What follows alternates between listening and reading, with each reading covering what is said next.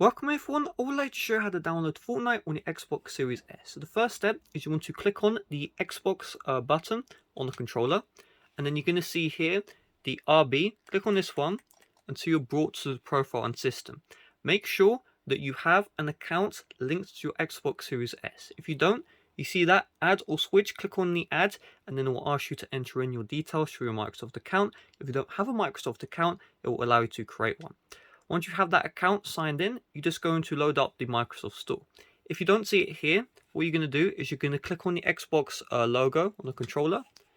My Games and Apps, navigate to this one. So My Games and Apps, click on A, see all, and you want to go to Apps, click into Apps, then click on Microsoft Store, and it will load up.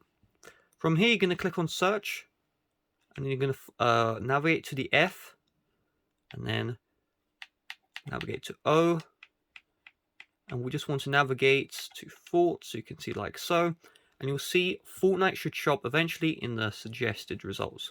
So this is completely free to download. Just click on it like so, and then click on Get.